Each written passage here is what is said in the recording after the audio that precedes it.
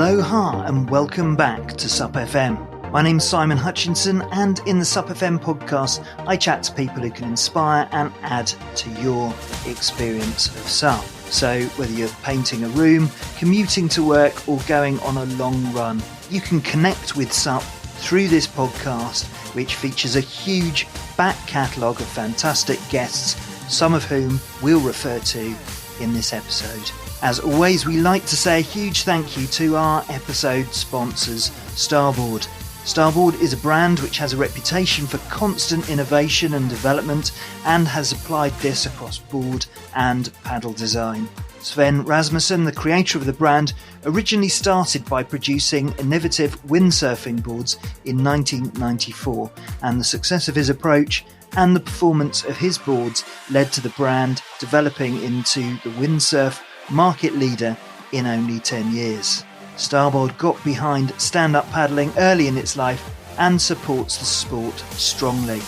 And they're aggressive innovators and they're leaders when it comes to their environmental responsibilities, and they continue to push the boundaries of design and functionality, making their boards and paddles perfect for the weekend warriors like me, as well as those competing at world level.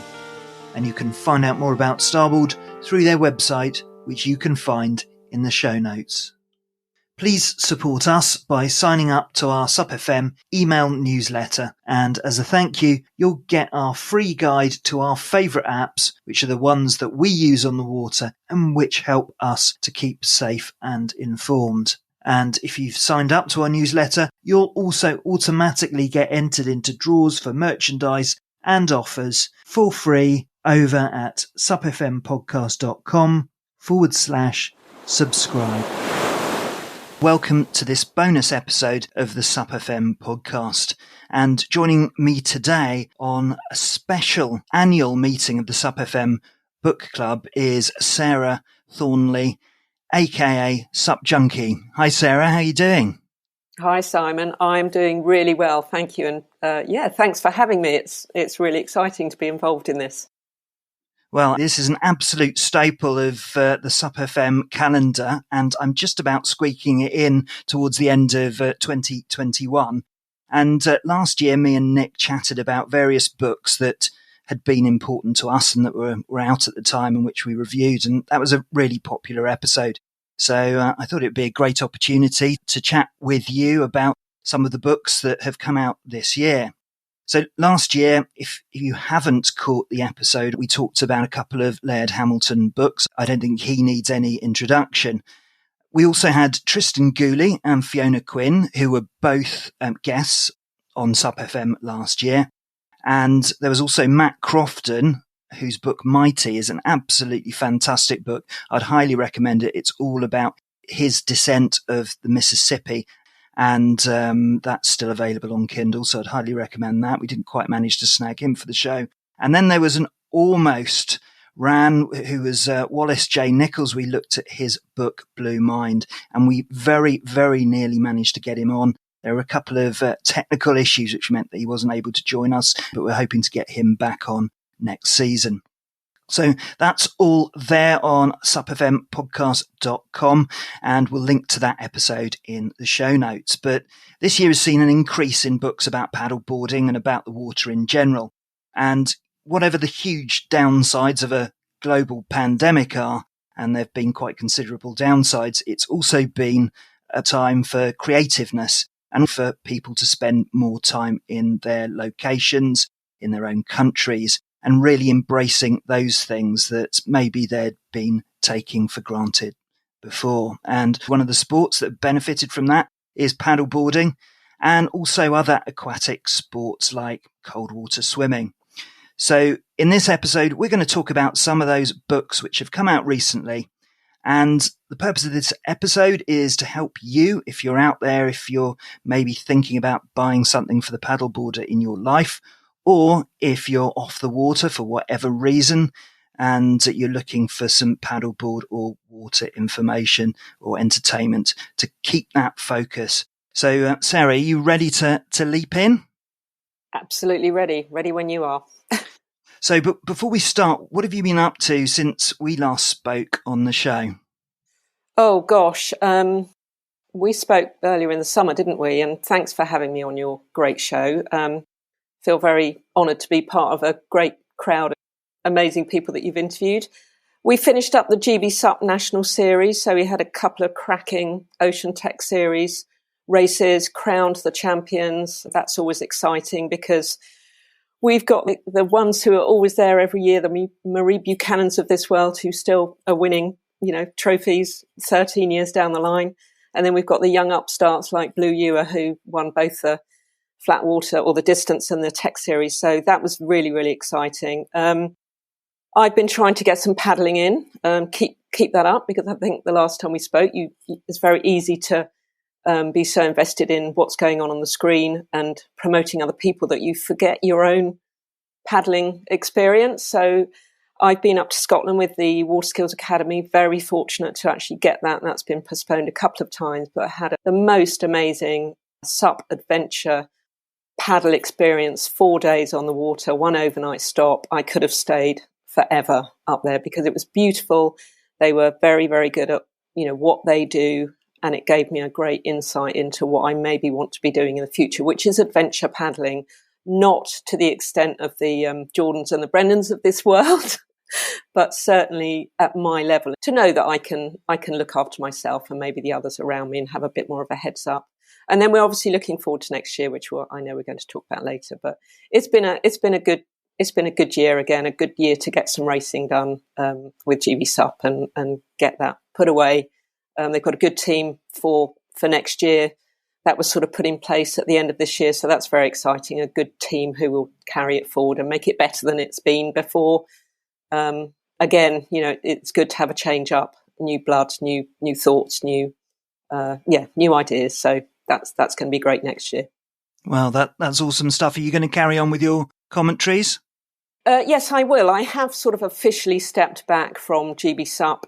I was a bit of a jack of all trades there, and I sort of stood in and did a lot, and it made me realise what I do and don't want to do. So I've sort of stepped back from being the sort of general PA, oblique dog's body. I say that in a nice way, don't mean that in a negative way, but I will do the live feeds that I can. So obviously they still want me around in the media capacity, but it'll be a little bit more of pick and choose what we can do and go and do some of our own stuff as well and maybe get abroad and do some commentary abroad, which would be really exciting.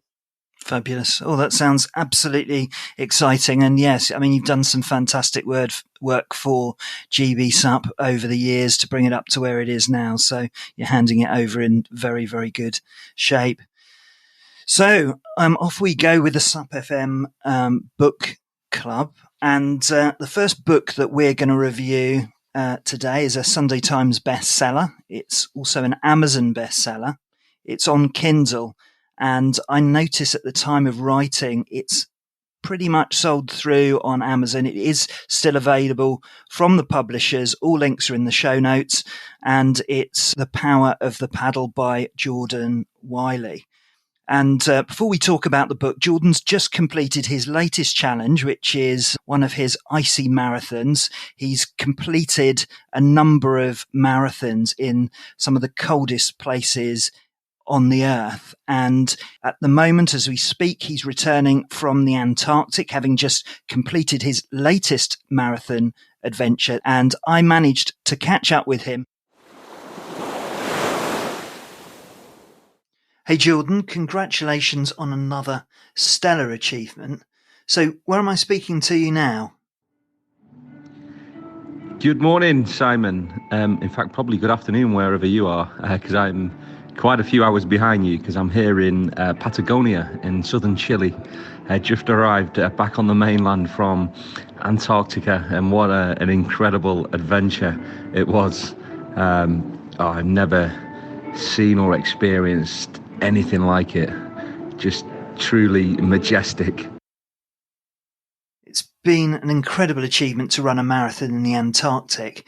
I know that any marathon is a slog, and I know this one was really tough because you ran it with an injury. But what was the experience like? It must have been an incredible relief to cross the finish line. Yeah, absolutely. As you say, running a marathon is tough wherever you run it in the world. In fact, running a 10k, a half marathon or whatever it might be can be tough. But to go to the end of the earth, which took 2 or 3 weeks, nearly 3 weeks to get there, in the current climate, with COVID and the PCR tests and the quarantines, and it was relentless. I was PCR tested every day for the last, I think, 16, 17 days. I had to quarantine 4 or 5 times for 48 hours in different countries. It took me 5 flights to get here. But yeah, we got there and we got it done. We got over the finish line. It wasn't pretty, it wasn't easy. I guess I remember when I was paddling, I described the west coast of Scotland in winter as being beautifully brutal. This was very much more of that. Apologies if there's a bit of noise in the background. There's quite a lot going on here in the airport. But yeah, incredible experience. I've never been to a place quite like it. Been very fortunate to travel a lot of the world, but to go to the only place on earth where there's no COVID right now, to go to the least polluted place, it's just pristine. It's just magical. It really is. Your book, The Power of the Paddle, has been an incredible success and made its way through the top seller list on Amazon.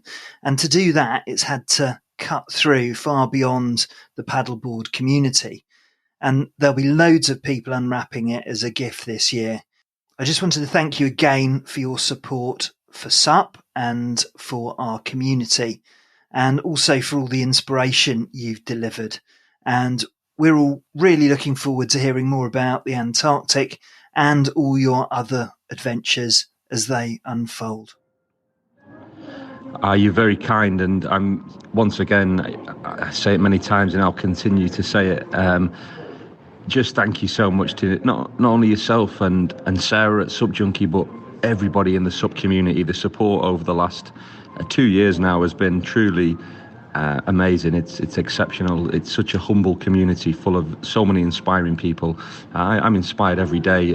Again, huge congratulations for Brendan and what he did, and he very kindly wrote the foreword to the book as well, which was amazing.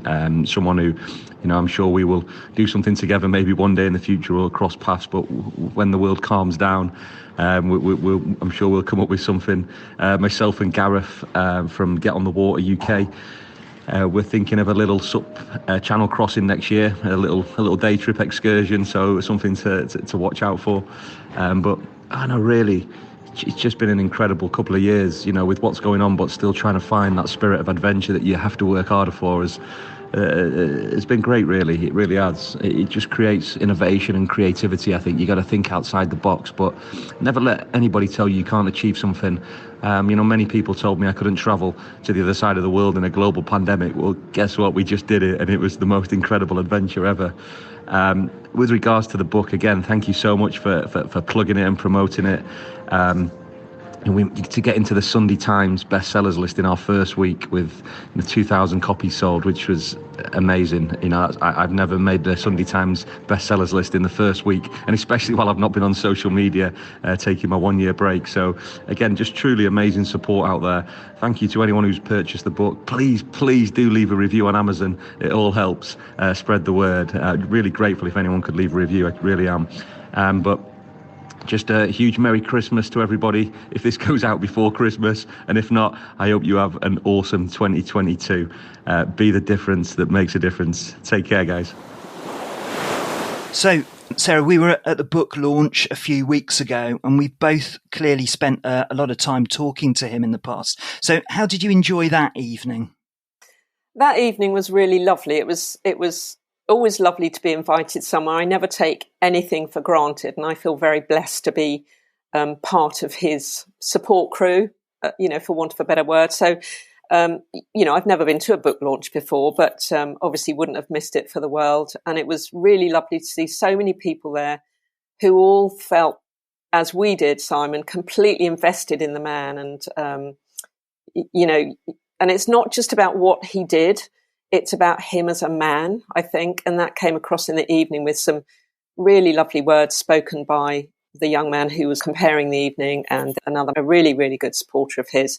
And just people just generally sharing the love of his story and how he is as a person, really. So it was a great evening. It was a brilliant venue, which was not so far from you or I think. It was a brilliant evening and just lovely to see him. I just have this picture of Jordan, one of the images in the book of him being this gnarly big bear of a man. And there he is, suited and booted and looking very smart. And it was a great evening, and happy to take along all my books and buy some more for presents for people and get him to sign them. It was a great evening, and nice to finally meet you. We hadn't met before, so I know, not in the flesh. That was great. So we did our little co-broadcast from there, which was great fun. But in terms of Jordan, I think you're absolutely right. There's always something special about hearing effectively the origin story and directly from the person himself. And he talked really powerfully at that launch, particularly about Ibrahim, who you'll know about if you've read the book, and how he made his promise about delivering the school, which ultimately all of this activity, is all about.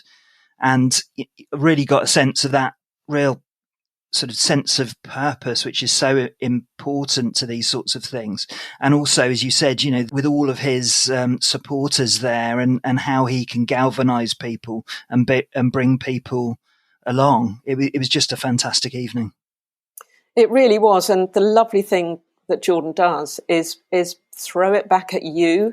It's not all about him. It clearly is all about him because he's the one who's doing this. But whenever you meet him, he always throws this lovely good stuff back at you and thanks you and makes it about you, which is a real skill, I think, isn't it? For someone who, he is a celebrity. He doesn't really want to be a celebrity, but he's a different kind of celebrity. He's one of the good guys. And he can really make you feel quite amazing. And I think that's just such a skill. And yes, his story, it's interesting that he's just coming back from doing one of his icy cold marathons, because it's when that was stopped that he decided to paddle around Great Britain. So it's quite ironic that he's now going back to do that. And amazing.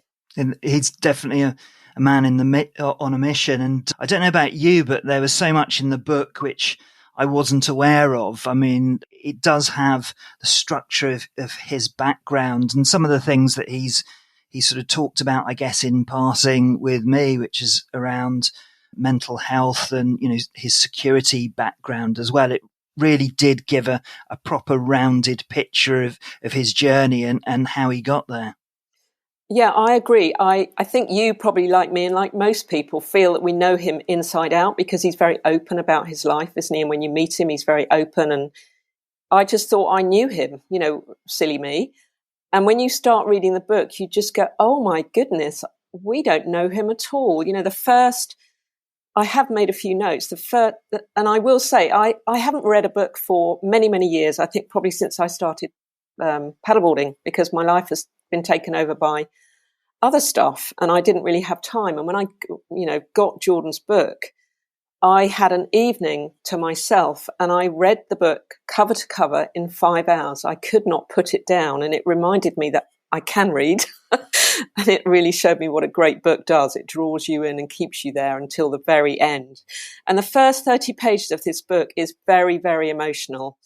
I won't give too much away, but his mother phoning and him being in the depths, as you say, he's been very open about his mental health issues, and, to give that to us as well, to give that story to us. It's a very different world, isn't it, to many years ago when this would be absolutely not to be talked about, especially from men.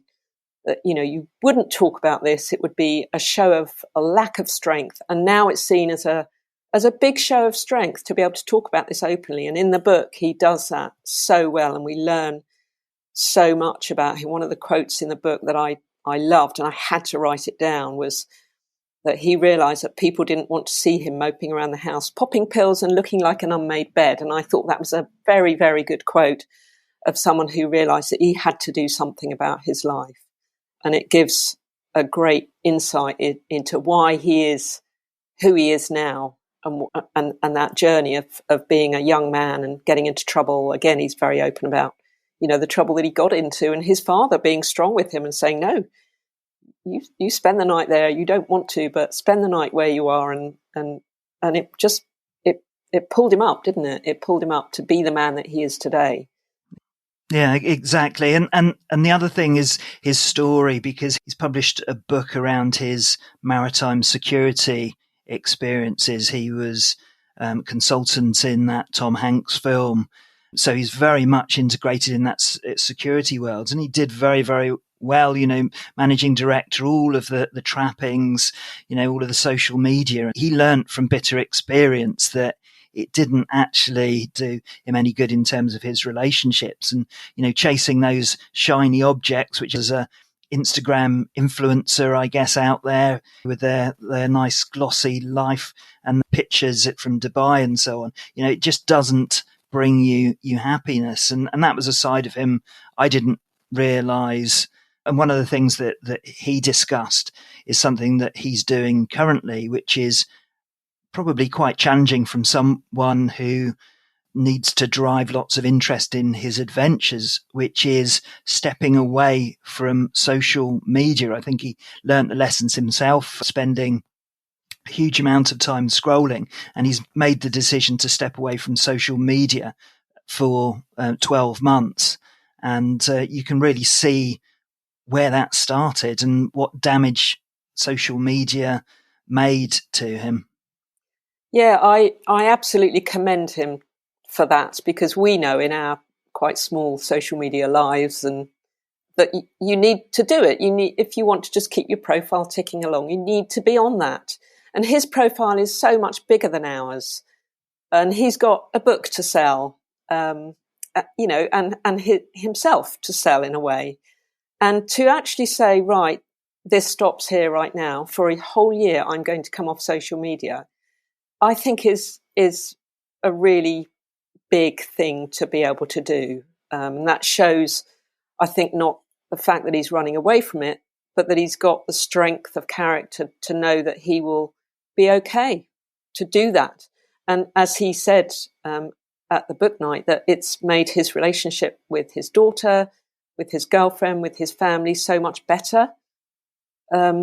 Because he's now got time. He's got time to be with them. And he knows all about the celebrity world and the kind of celebrities that he doesn't like. He wants to be a celebrity who lives up to his word and does good things in the world, rather than just doing things for himself and having all those shiny objects and money that he realized does not bring him happiness. So again, his honesty is credible and quite something. And that is, again, something that comes through in the book. The book is quite brilliant for that. And it's interesting. Paddleboarding doesn't get mentioned for many, many pages. This book is called The Power of the Paddle. It's about his journey, and it doesn't even get a mention for a good amount of pages.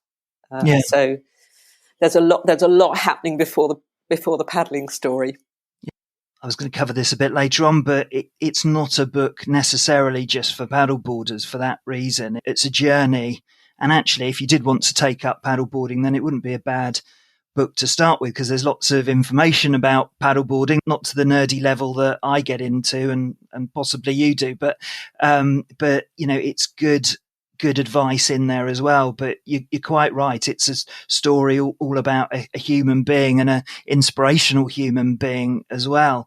I mean, one of the pieces that I got out of it, and which struck me, and one of the things maybe I didn't recognize, is how there are so many people involved in putting that journey together, particularly through those early stages. It's just a catalogue of, supportive people within the adventure industry, if you like, within the paddleboard fraternity, sisterhood, whatever. It is quite amazing the amount of people that he brought with him. And that includes Captain Alex, clearly, who figured very, very prominently, and also Paula Reed, who basically helped him with, all of his logistics, but also with his adventure psychology. And he called on her services, quite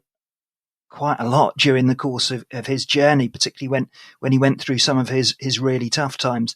And we had a really interesting chat with Paula. I didn't realize her adventure background because she's done some pretty special things, but that must have been so great to have her in his corner to help him get over some of those doubts that he experienced on the water. I think she didn't realise, she was at the book launch quite rightly, and I don't think she realised to the extent that she would be used with Jordan. I think she found him a challenge, because he was needy, he was needy. But what a great job she did with him. But that is her job. She is so highly experienced in sort of sports, not just sports, but adventure sort of psychology, and a really, really clever woman. And yeah, she had to work pretty hard with Jordan, but he adores her, and it's almost like becoming a family member, isn't it? Getting to know that person so well, because you're helping them to deal with something mentally and changing the negatives into positives. That was something that was pretty reframing, I think they call it. Yeah. I'd never heard of that before, but that is absolutely fascinating. So worth reading the book to find out what that actually means. Reframing your day, your life, your moment. And she, what an amazing woman. And, I love these connections. How did I get to meet Jordan? That was just something quite strange. And I love that we connected, and suddenly I'm sort of in his camp, and that's what I love about, the adventure paddling and the paddlers.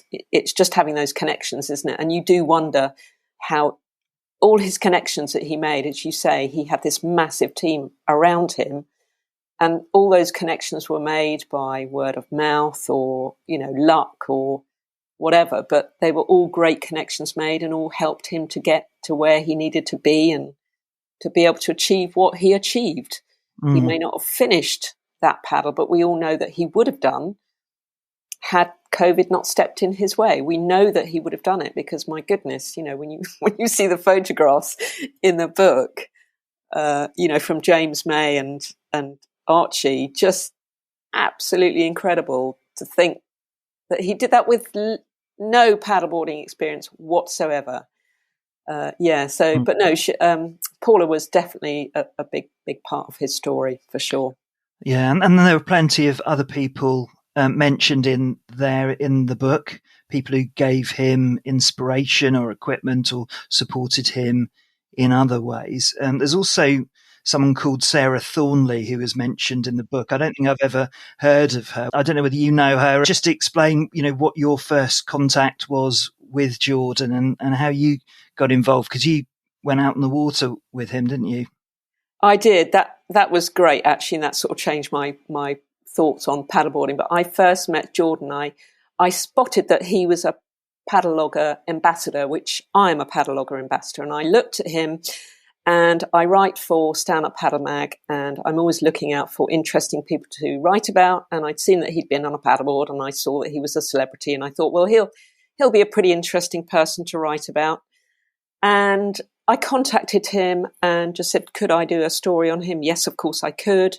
And then a little while later, I think COVID was around, and we were driving past, and I said to my husband, look, can we maybe pop in and see Jordan? And Anthony was like, why are we going to see this man? And I said, well, look, I'm going to write about him, so it'd be quite nice to meet him. Anyway, we met with him and just clicked, absolutely big time, clicked with him and sat and chatted. And I just said, look, if you need, and he told us he hadn't released the news that he was going to paddle around Great Britain, but he did tell us on that day that is what he was planning to do. And I think my jaw probably hit the floor, and I just thought, oh my Lord, you're mad.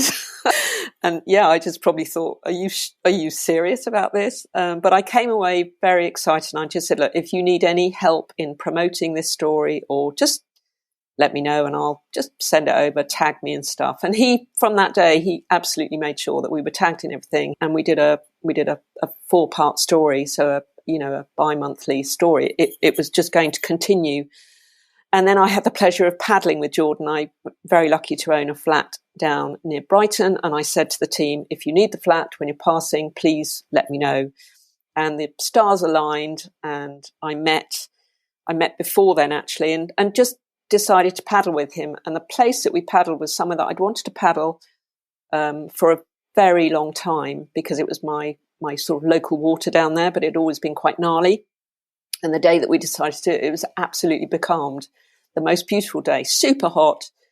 And we ended up paddling much further than Newhaven. We paddled from Eastbourne to Brighton, which I think was 32 miles or something. And it was the longest paddle I'd ever done. It was the slowest paddle I'd ever done. But in a way, it showed me what a different kind of paddling could be, rather than training or racing, which is what I'd always done. I always was on a mission. I'd always have to get there as fast as possible. And I suddenly thought, hey, this is actually really lovely. This is good fun. And yeah, the boys, James and Jordan, stayed at the flat actually for 2 or 3 nights in the end. We bobbed back and forward and I fed them. And it was the most lovely, lovely experience, because I got to know them very, very well. And James was incredibly hardworking. The minute he was not driving the van and supporting in that way, he would be then looking at his film work that he'd done and the photographs and getting all that out and everything. And Jordan was just an absolute pleasure. And they couldn't have been, they've both been in the army, so they were super tidy, super respectful. And yeah, it just made me see paddling in a different way, really. And it was just lovely to be able to support the Great British Paddle in that way, to give them food and a home for a couple of days and a hot bath, and a washing machine, which they really, really appreciated. So we both got a lot out of it. And I do feel incredibly bonded with Jordan. I don't know whether everybody feels like that. I hope they do, because it's a really nice feeling. But having invested all that time with him as SUPJunkie and living every day almost through Jordan, it does make you feel like you really, as I say, you really know the man. But no, you don't. You've got to get that book and read more about the man. And there's some great stories in there. There's the infamous encounter off Littlehampton, which held him up to quite some degree, and also his experience, which I wasn't aware of either, near Tintagel, which is just on the north coast of Cornwall, where he was paddling at night and he got hit by a wave and he lost his paddle, and his support boat wasn't anywhere near, and it could have been very, very hairy, because that coast is just rocks, really. That could have been the end of, and that wasn't even the worst thing. Going around the north coast of Scotland in December, as he did, with huge waves and, horrendous coastline there, was quite incredible. So I'd highly recommend this book if you haven't got it already. And I think the evidence that this has really cut across all areas of, certainly the UK and Ireland, is its status as a Sunday Times bestseller and Amazon bestseller. Because with the best will in the world, and as popular as paddleboarding is at the moment, that's not going to suck up that amount of custom. And the fact that it looks like at the time of recording this on Amazon, the paperback has sold through, shows that it's certainly en route for a second pressing. It seems to have been unbelievably popular. I think so. And I think hopefully we've made a small dent in that as to making it popular. Obviously, he needs all the help he can get for any book. Selling books is not, I guess, the easiest thing to do. He has got he has got a following. He is a celebrity. But I think, as you say, stand-up paddleboarding is big, but is it that big? And I just think it's testament to him as a man and as a writer, because he's got a couple of paperbacks before this. So Citadel and Running for My Life, I think it's called.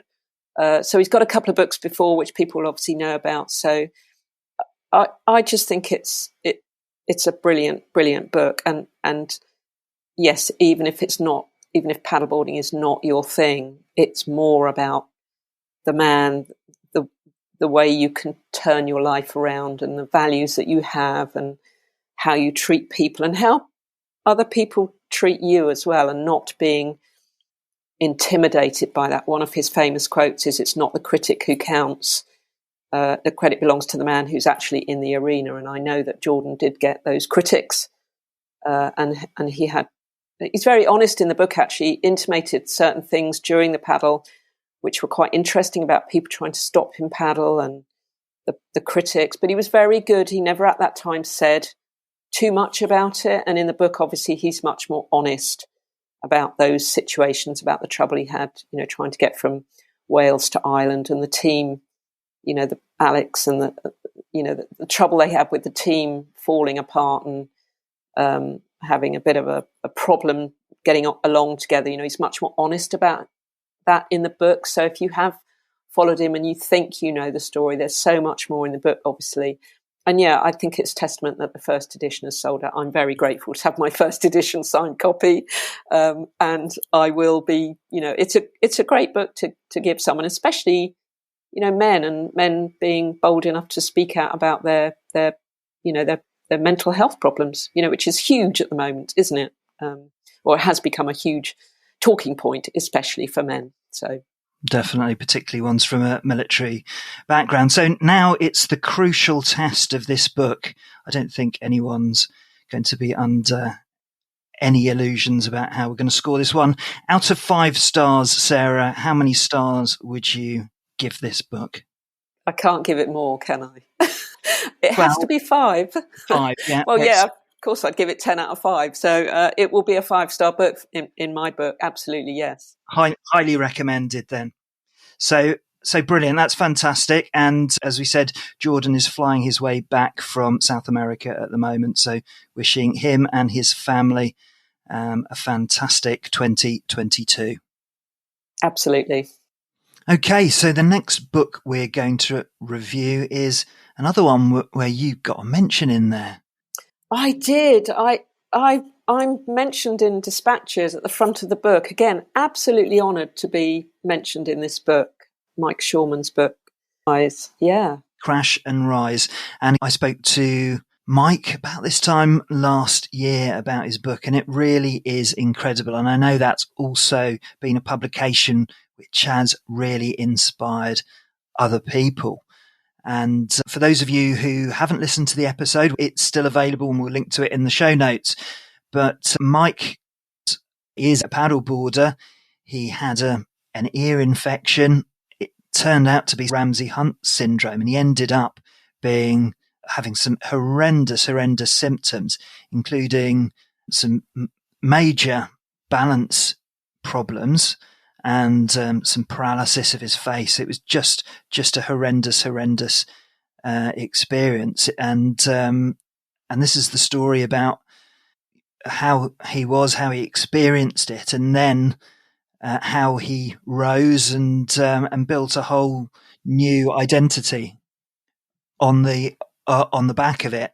And it really is quite an incredible story, because he reached the absolute depths of despair until he finally realized that he needed to change and move, and he did. So again, Mike is someone that you had quite a bit of contact with. Tell me how that started, Sarah.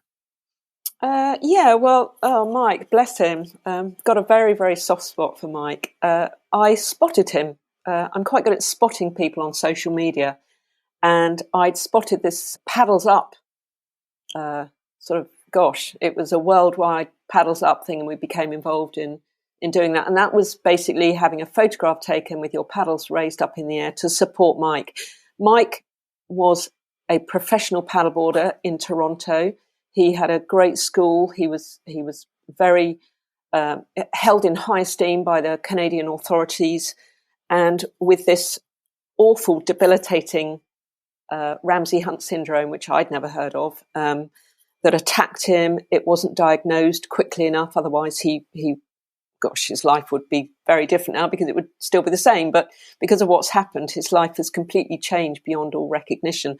And I spotted him and just thought, gosh, that would make an awesome story. Here's a paddleboarder who's lost everything, can't paddleboard anymore, told he will never paddleboard again.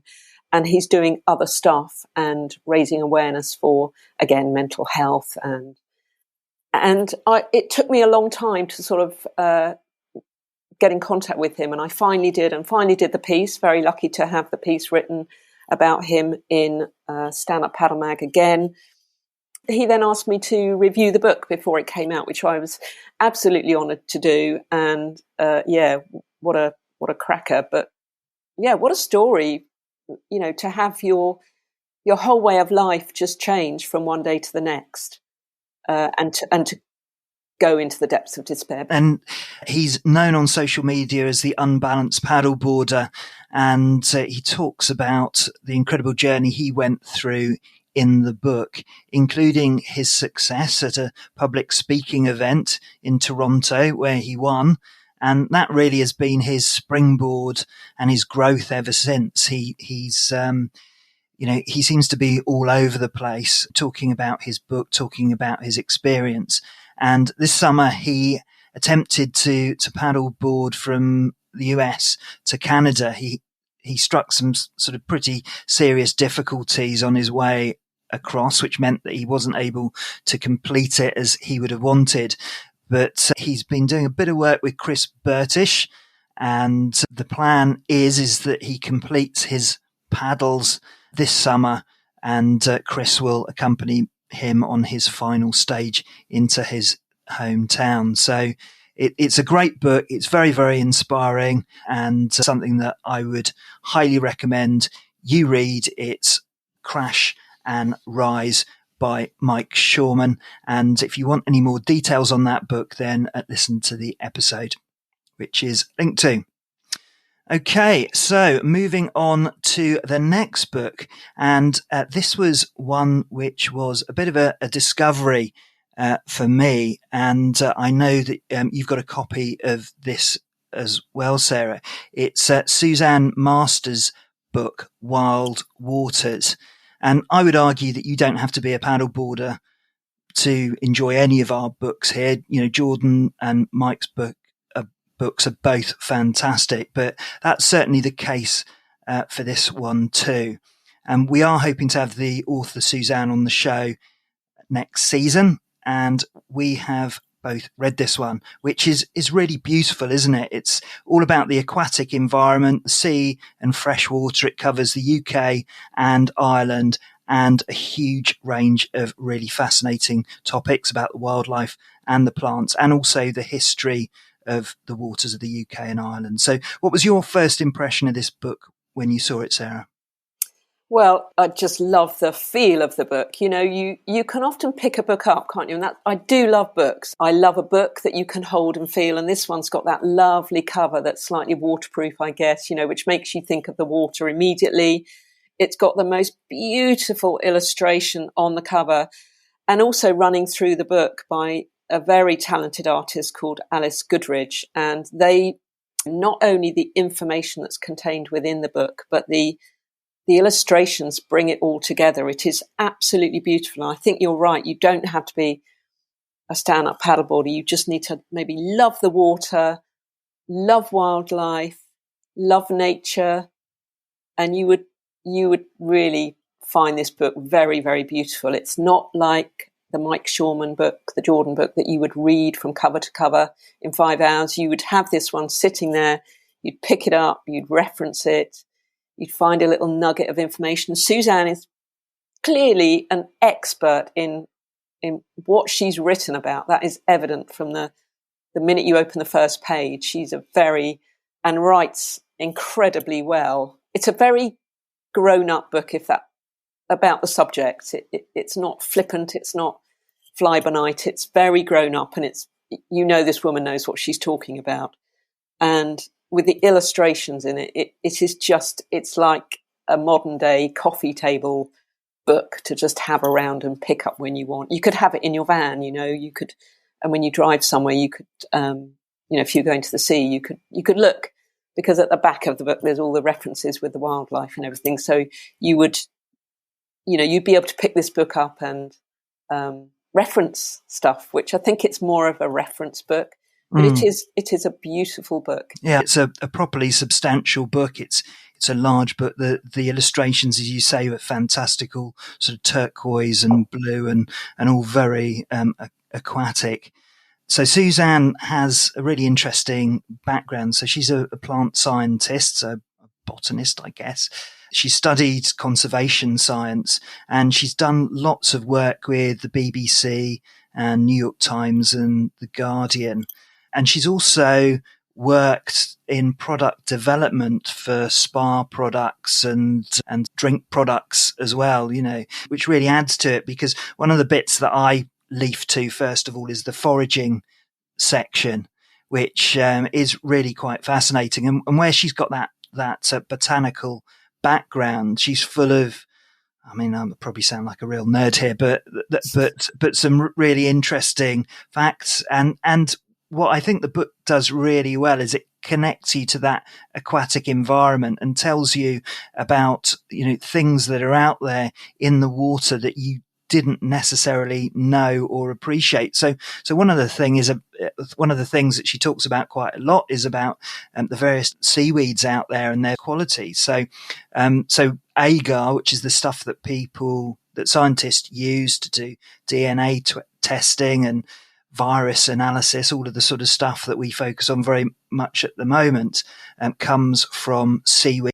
There was a fascinating fact here, which you can all amaze your friends at parties with, which is around a particular seaweed called harpoon weed. Now, we all know that cows produce a huge amount of methane, don't we? So adding this harpoon weed to feed has reduced the methane output of cows by 67%. How about that for a statistic that you can share? And in terms of seaweed, it also provides a real opportunity for generating new antibiotics as well. So who knew all of that stuff? But quite apart from all of those maybe useful facts, it's all about foraging. It's all about wildlife. It talks about different animals that you might encounter, and a huge amount of information that I wasn't aware of. So it's certainly one that you wouldn't go through in a linear fashion, cover to cover,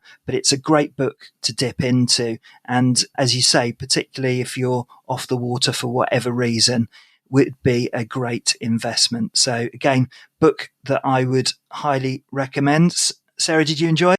I did enjoy. I certainly didn't find those facts that you found about cows' poo and methane and whatever, but that's fascinating. But yes, she writes from a scientific background, and that's what I mean when I say she's very grown up. This woman knows what she's talking about, but she writes it in a way that we all would love it. All the massive section at the back about the wildlife, that was my favourite bit, because it's finding out about things that you didn't know about, like you touched on the seaweed, and this was about the animals and where to find them, but also about that healthy respect of leaving them alone and why they might be doing what they're doing, and giving you an insight into don't go near them and the reasons why, which is very relevant in this day of us, especially for us paddleboarders who have the wherewithal to be able to go and find the seals and the wildlife that we maybe shouldn't be so close to. So there's a lot of that going on as well, but it is fascinating. Yeah, it's a beautiful book.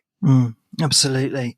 And as I said, we hope to get Suzanne on the show in the next season. And it's kind of a bit similar to the Tristan Gooley type books which are out there, because you've got the useful knowledge in there. There's the practical knowledge in there, but it's underpinned by stories and a bit of history, and it's all spun together in a really accessible way. So it's not a dry or academic book. It's very much a human book, and it really shows Suzanne's love of the water, which obviously we all share. So as ever, we will link to all of these books in our show notes.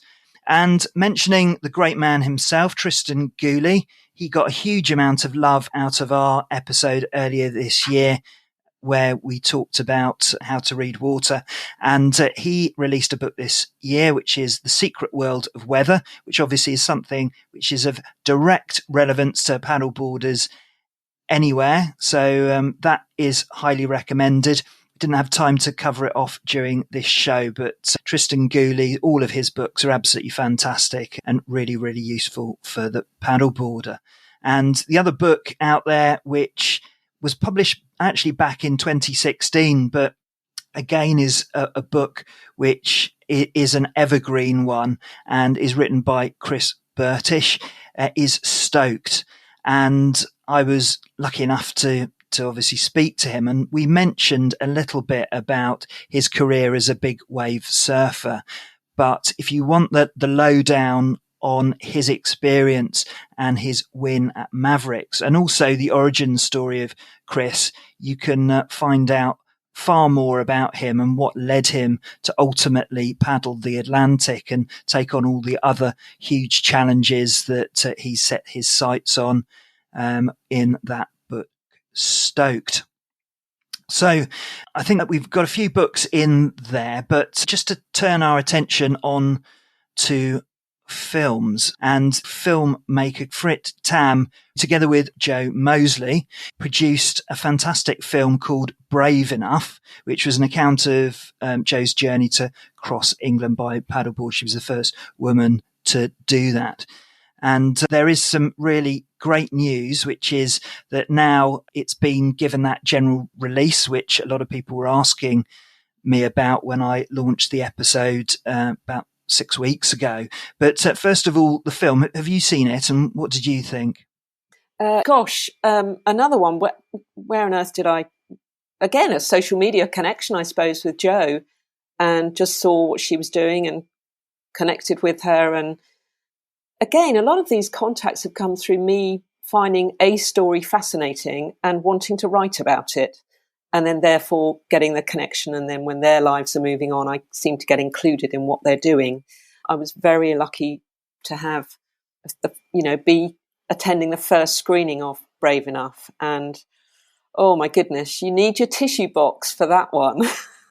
It's a fascinating story. It will more resonate with the more mature female amongst us, one of which I am, because it's all about, the menopause and the age of Jo comes into it quite a lot.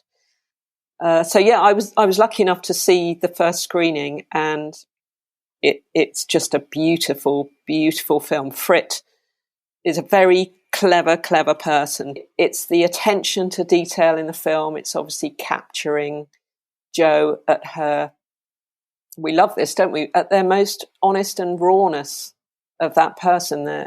Jo is a very emotional person, and that comes across in the film. It's been beautifully filmed.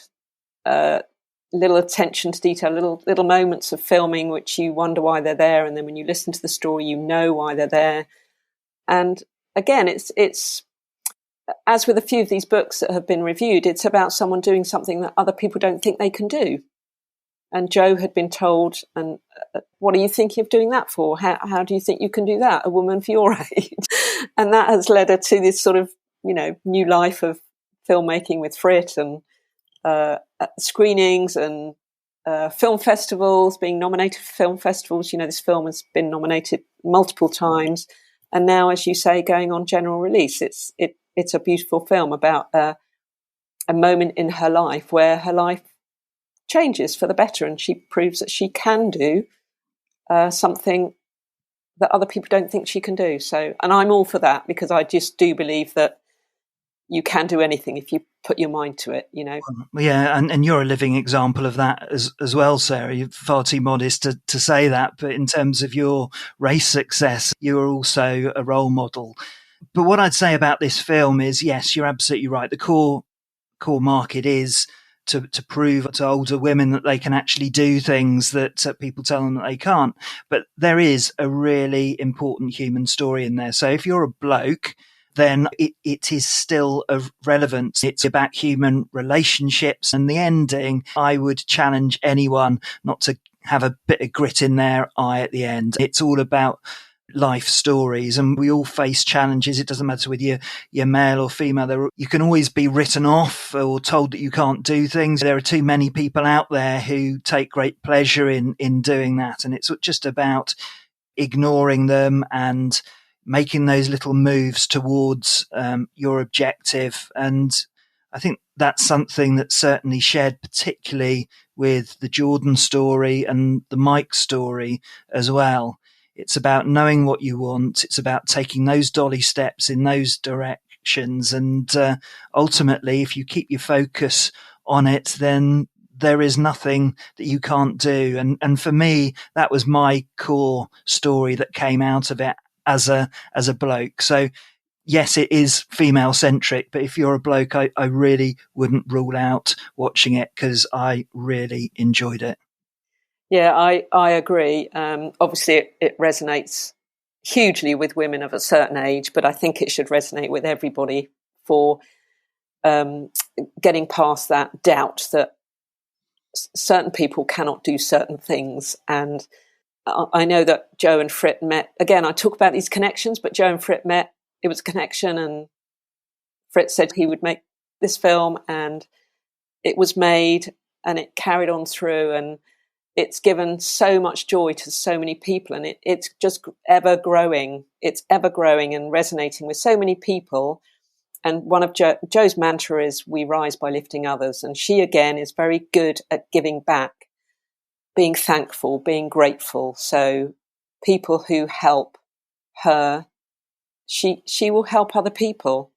She's been very, very generous talking about this podcast, and Joe's also got her own podcast. So it's one of the things I think that generally within this sport that we share, that there is a particular supportive relationship that happens between everyone. It's not a zero-sum game. And we rise by lifting others is such a great motto to live by.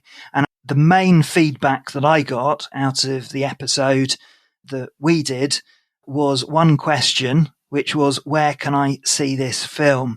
And up to very, very recently, the only way that you could watch the film is if you went to an adventure film festival. However, the fantastic news is that it has now been released. It's on Vimeo, and like all other mentions on this episode, we will link to in the show notes. So if you want a bit of uplifting viewing, I would highly recommend that you watch this film. And Joe is an absolute superstar. I can't recommend this film highly enough. I agree. I'd definitely give it, if you're asking me for a rating, I'd definitely give it 5 stars. It's a beautiful film, beautifully shot, wonderful story. You will cry. If you don't, you need to get a heart. And it really is very uplifting. And it shows us that we can scoop each other up and help each other along. And Joe is particularly good at that, for sure. You mentioned this already, but it's beautifully filmed and gives a fantastic view of the English countryside. Those of us in the UK tend to be a bit down, certainly on our weather, but it is beautifully filmed, and I think that's 5 stars from both of us. Yes. So that brings us to the end of our SUPfm book club / film club. Sarah, you've had an incredible 2021. What have you got planned for 22? Oh, adventure. I think we need to get stuck into some adventure. I'd love to do some adventure paddling. I've actually entered a challenge. It's not a race. It's part of the Trent 100 crew. They've set up a new challenge, which is the Loch Awesome Challenge in Loch or in Scotland. So I've got and it's a team event. So that really resonates with me. You know, paddling with your mates, it's going to be awesome. Of course it is. So that's in May. I'm going to head back to the WSA in Scotland as well, I think, to volunteer to help them out with some adventure paddling up there, because I just loved it so much. I just want to go back. And then the other thing that we've booked as well, which is really quite exciting, is to go to the ICF World Championships in Poland in September. So again, there's a crew of us going. I think there's going to be a lot of particularly female racers going, and we will be going over almost as a team. And I did think about racing because they have age categories there, but I don't think I want to race. Really, deep down, I don't want to race. But I would love to get involved in the live feed or somewhere. I'm going to put myself out there and just try and get stuck into helping them or getting involved or just doing a guest spot or something. I'm going to just nag them until I wear them down and they let me come and play, because I think it'd be great fun. And I can talk with authority on the British races as well. So I think that gives me a bit of a heads up. And then obviously doing stuff for GB Sup, that will be never ending. Still writing for Sup Mag and The Paddler. And I do write a couple of guest pieces for the WSA as I'm an ambassador. And just sharing the Sup love as usual, promoting all the good people. Yeah. That's what I really like to do.